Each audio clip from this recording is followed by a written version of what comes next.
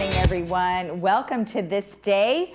It is Wednesday, and it is April 22nd.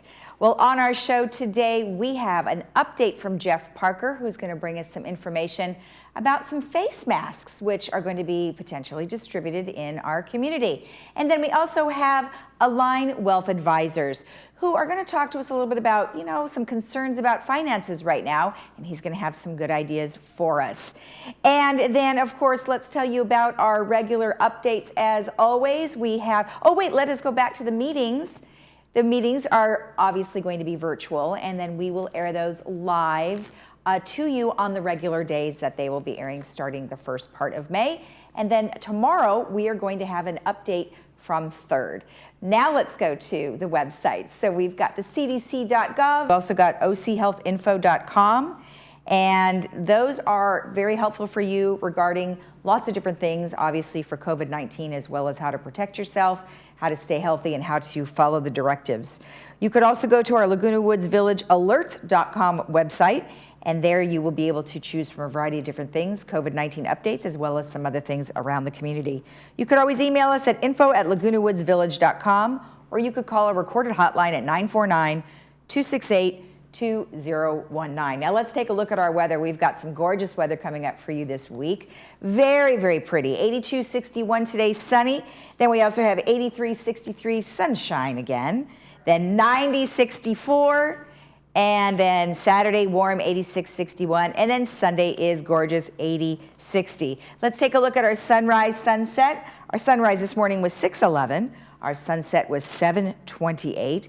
Gorgeous photo of just one little camper there on the beach of Laguna. That was sent to us by Joel Goldstein. Thank you so much for that. And if you have a photo that you'd like to share, go to Laguna Woods Village TV at gmail.com. Now, one thing I did want to read to you is we have a brain teaser real quick. So our brain teaser question is, your parents have 6 sons, including you, and each son has 1 sister.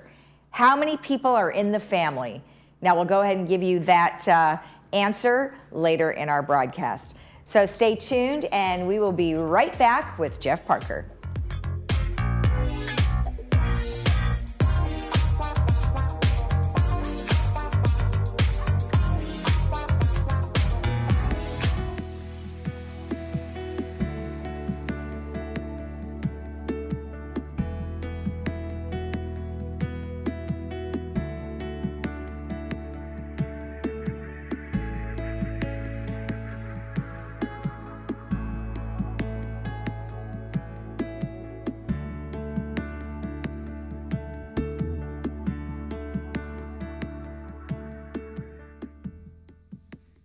To help stop the coronavirus, the CDC recommends to avoid contact with people who are sick. Cover your cough or sneeze with a tissue, then throw the tissue in the trash. Avoid touching your eyes, nose, and mouth. Clean and disinfect frequently touched objects and surfaces. Stay home when you are sick, except to get medical care. Wash your hands often with soap and water for at least 20 seconds. For more information, contact the CDC. A message from Village Management Services. Hi, I'm Vince Ferragamo. I spent some of my best years as an NFL quarterback, but today I've got a new team, and we're helping seniors who spent their best years fighting for our country, defending our freedom, and informing the nation. Our hometown heroes need help. AgeWell Senior Services is their lifeline. Nonprofit AgeWell can do all of this because you care enough to give. Please join me in supporting AgeWell. Donate today. Welcome to Harvard Eye Associates. We have been proudly serving Orange County for over 40 years. We are excited to announce our Laguna Hills location is now located at a larger state-of-the-art facility, located a block away from our previous location. Our new facility is conveniently located next to Saddleback Hospital and across from Nordstrom Rack at 23961 Calle de la Magdalena. Come join the Circle of Care at Harvard Eye Associates, where the future of vision is today.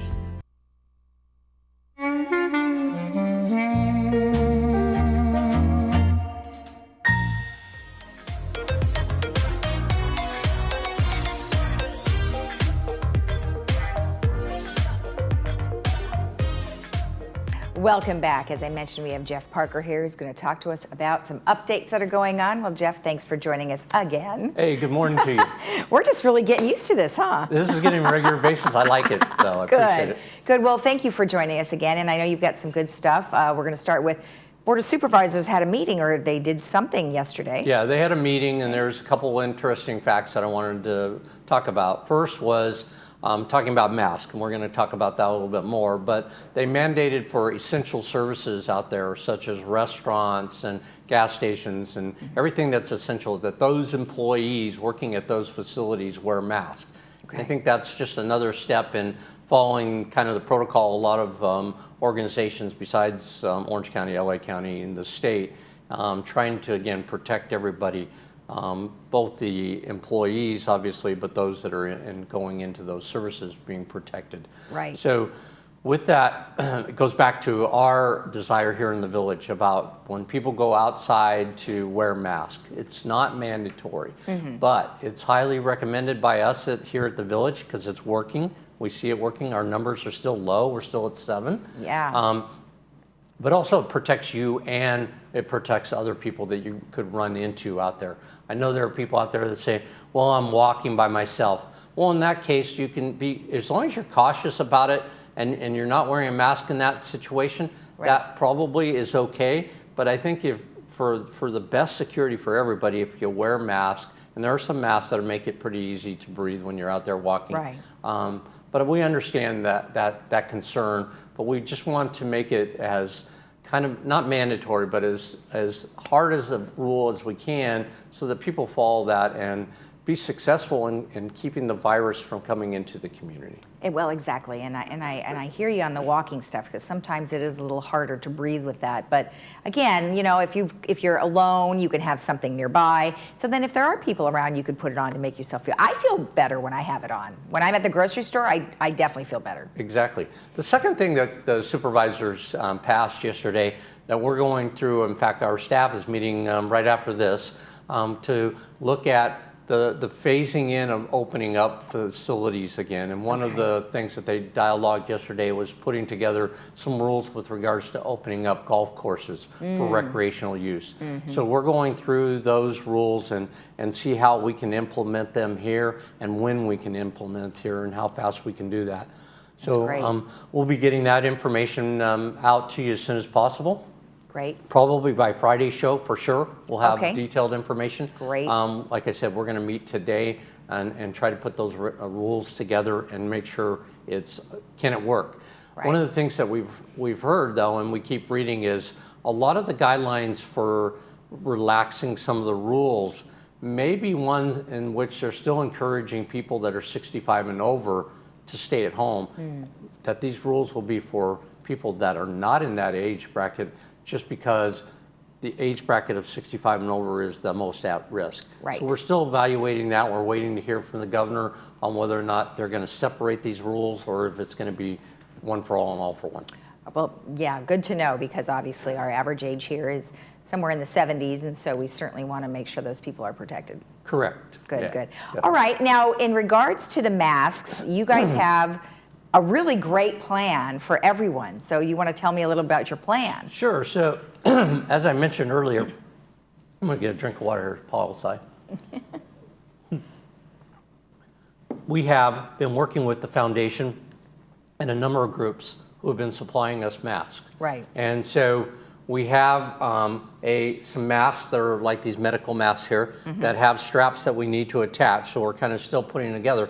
But what we decided to do is work with our community. We're going to have volunteers help us put these masks together. We're going to put them in plastic envelopes so the people that get them are going to feel protected. So on one side, it's got information with regards to Laguna Woods grocery delivery. And on the other side, it's protecting us and how you can protect yourself by wearing the mask. So some information.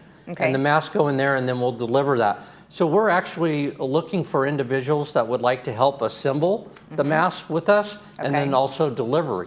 So we're looking for any individual that wants to help us out in the area of putting these together or delivering to our community, going out door to door and delivering that. We would appreciate any assistance we can get. And if they want to help, they can go to info@lagunawoodsvillage.com, Okay. and we'll get their name and we'll get their input from them when they can do it, when they can help. Okay. And we're hoping, we're going to start distributing today, and we're hoping by Friday we'll have a big number distributed. We have over 20,000 I was masks. going to ask, wow. And so we certainly can get 2 or 3 masks out to individuals. We know that a lot of the community already has masks. Yeah. So if you already have your mask, we obviously hope that you're not going to come asking that we can get these to the people that don't have masks or need them. Right. Well, and then also with this particular mask, it's something you can use for a little while, but then how long do they last? Do we know? Well, I don't know the specifics on this. There may be information on how you can clean them or the distribution of that. Okay. When it comes to the cloth masks that we're working with the foundation and the sewing clubs to put together, those are washable. Okay. And you can wash those, put them in the dryer, and reuse them on a constant basis. Okay. These are not as reusable. I think they are 1 or 2 times use at the most. Okay. But we'll get more information about that. Right. But I know that working with the cloth mask and the sewing club and the foundation, and by the way, the city, Chris Macon, their city manager, has stepped up and said, hey, if we can help buy material or get some other sewing machines out to the community. I know the foundation has bought some. They're still waiting for delivery on some of the sewing machines, as everybody is waiting for delivery. Sure. In this case. But we're excited at the fact that we have so many people in the village that want to help participate, and we're getting these masks out to everybody. No, and that's great. And with 20,000, it's a great interim until someone could get a cloth mask. So that's a really nice way to go. So thank you for doing that. Now, one thing that you mentioned is distributing through a number of resources, hopefully beginning today. You had mentioned it would be through the Garden Villa Association building captains, and where else? Then you're also looking at maybe gate 11, gates 9. How would you be able to do that? Again, we're trying to limit the areas in which the distribution, instead of having just at one clubhouse, everybody come. Yeah. So we're asking for volunteers in certain areas. Oh, gotcha, okay. And so, like in the club, Gate 11 Association is going to help out in that area. Perfect. And then the Garden Villas Association can help in their area. Okay. So when we get volunteers to come in, we're probably going to ask them to serve a certain area. And with regards to delivery, Perfect. if they can't deliver, they can help assemble. We'll make sure the delivery gets out there. Okay, perfect. All right, good. And then there really hasn't been that many changes in the numbers for our area, thank goodness. But we do have questions. I mean, people want to know more specifics, and we just can't give more specifics because we don't have that information, right? It's difficult, but I will tell anybody that they can go on the Orange County Health Agency's website, and they have the great coronavirus, and you've shown that a number of times. If you go on there, you can get all the specific information. I can tell you that the cases are still going up, although the numbers in the last 2 days have been pretty good in the sense of not a great big jump. It all has to do with testing. Correct. It's testing. Then those results come in, and they come in waves sometimes as opposed to coming in on a regular basis. There was 33 new cases as of yesterday, and there are 29 deaths reported. That's an increase. And again, for those that know and follow the stats even more than I do, the testing, the information of how many people have it, and then the deaths, in the sense, unfortunately, are coming after the fact. So you tend to see that curve go back up at a later date.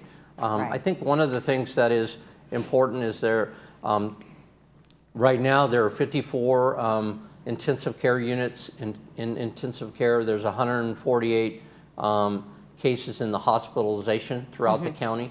That's pretty good number in the sense compared to the amount of beds that they have. And that's really what flattening the curve was all about, was taking off the stress to the hospitals so that they can address these people that get this virus in a timely manner, and also allows them to address other people who are having other illnesses at the same time without overloading the hospital program. Exactly. So we've been successful in that, I think, in Yes, Orange I think County. we have. I mean, we have no numbers like what you see in other states. So Right. wonderful. Well, thank you very much for the information. Good luck with the distribution of the masks. Yeah, we'll talk to you on Friday, and we'll have more information about the golf course and other Perfect. activities. I know a lot of people want to hear about that for sure. All right, thank you. You're welcome. And remember, if you would like to participate in the assembly or the distribution of the masks, please send an email to info@lagunawoodsvillage.com. We'll be right back.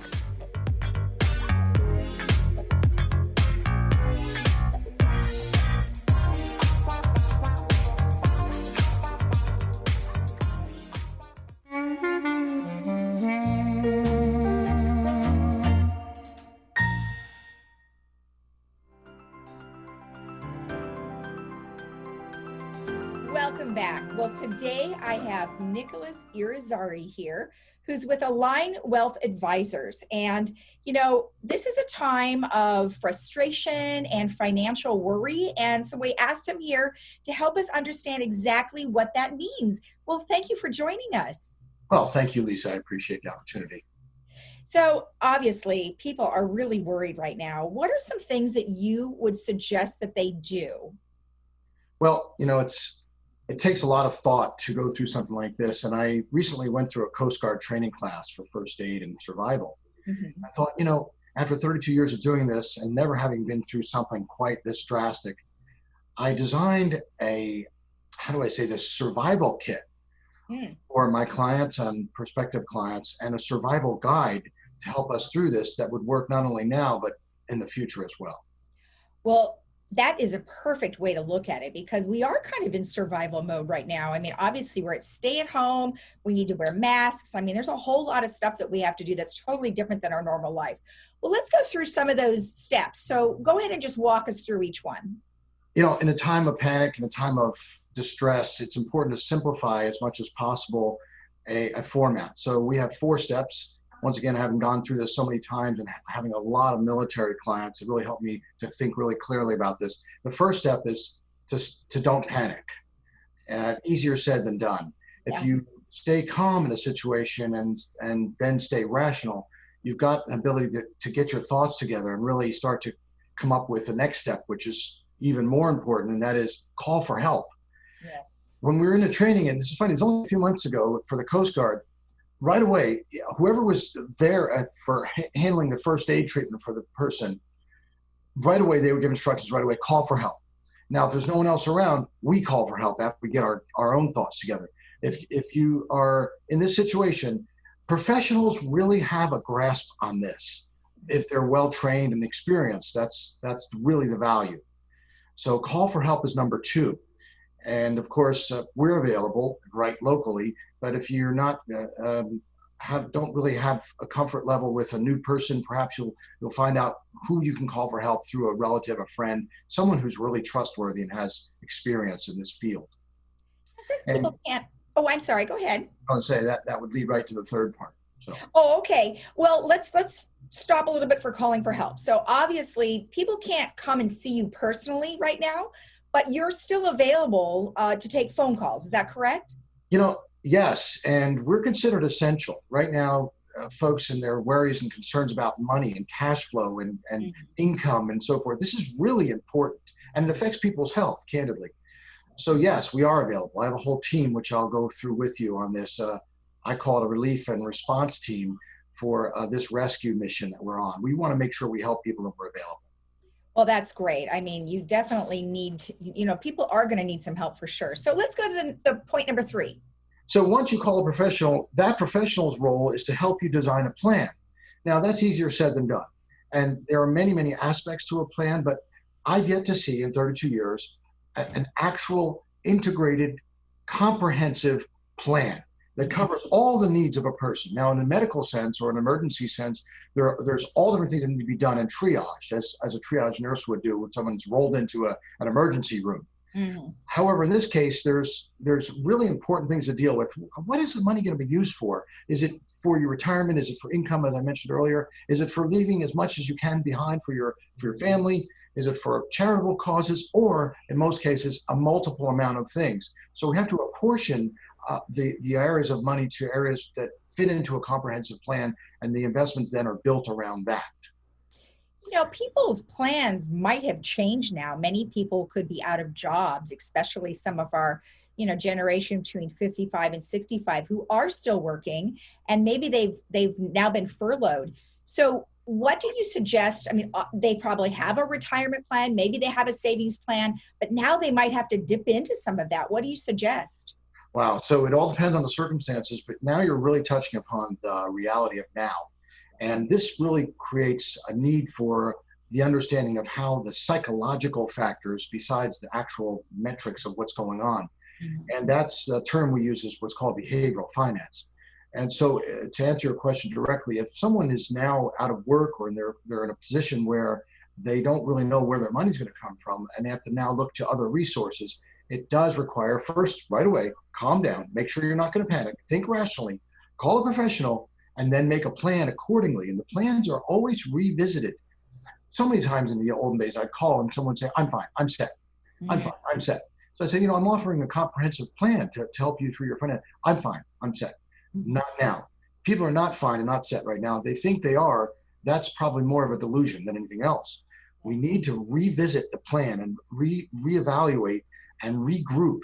In the psychological terms, we have to reflect on what our values are, what's most important.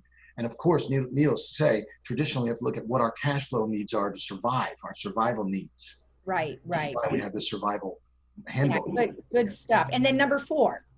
Number 4, this is the largest and most difficult obstacle I face, again, in the area of behavioral finance, and that is put the plan into action, execute the plan. You and I talk all day long, all week long, 2 weeks long about putting a plan together. It's kind of funny because I'm just doing this for my family now, my parents right here in Laguna Woods.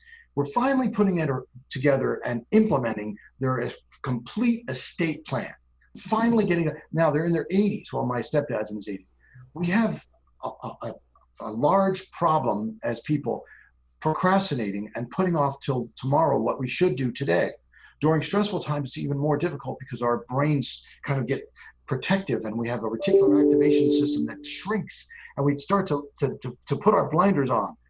Biggest objections I see with putting things off is time and money.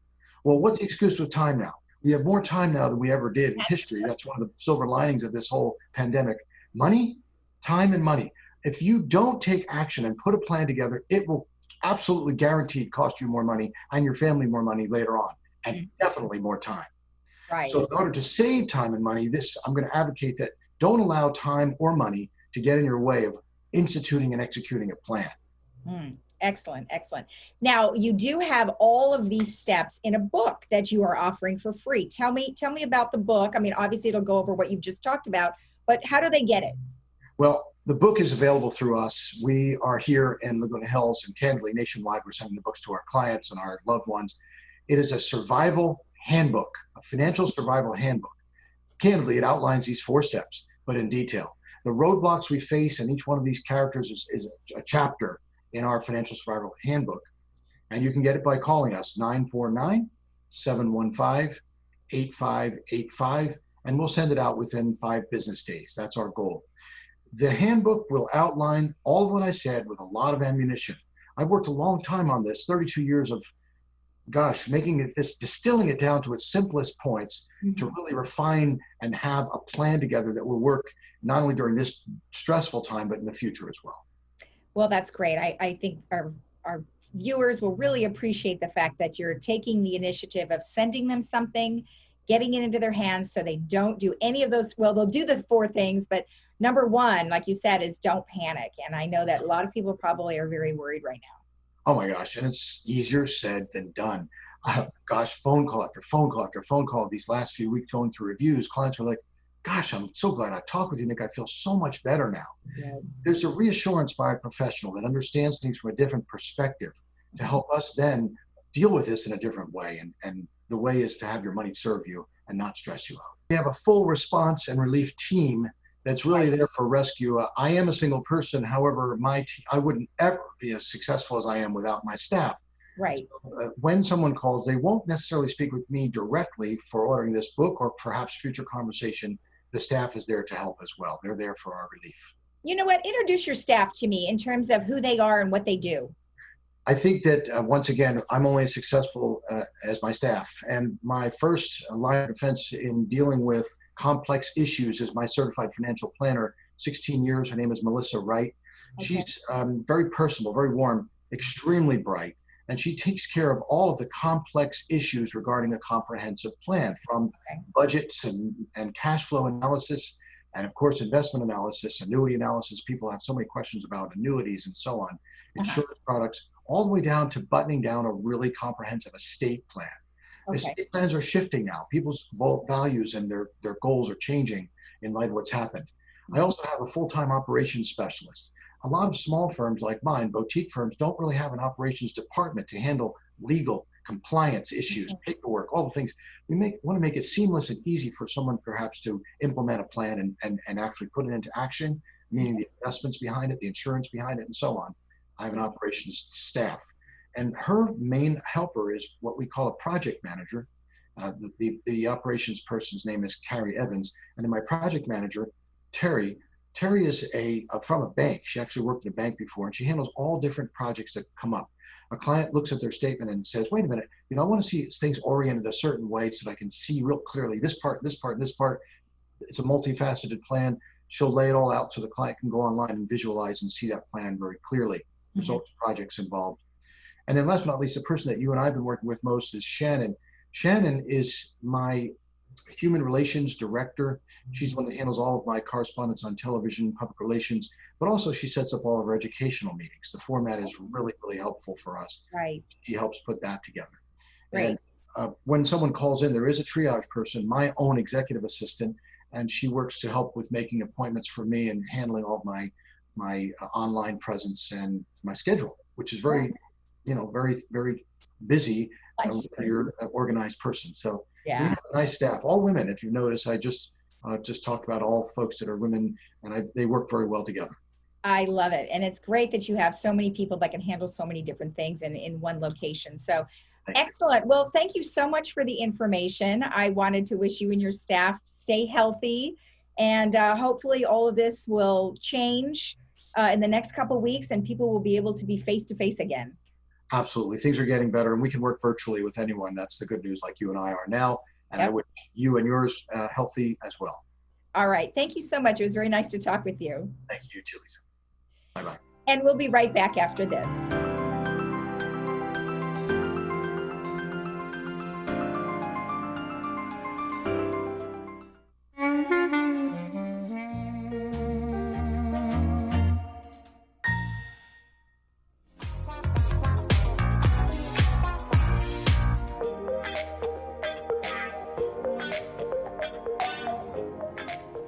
Welcome back. All right, I've got that answer for you, so hopefully you got it. The answer is 9. 2 parents, 6 sons, and 1 daughter. So we'll have another one for you tomorrow. Real quick, I just wanted to mention that we have concerts today. There will be a folk concert at 1 p.m., lincolncenter.org, and then another one, pop concert at 5 p.m.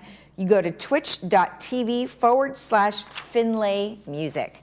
And tomorrow we'll have some more announcements for you. Have a great day in the village. Stay healthy and join us tomorrow. Bye-bye.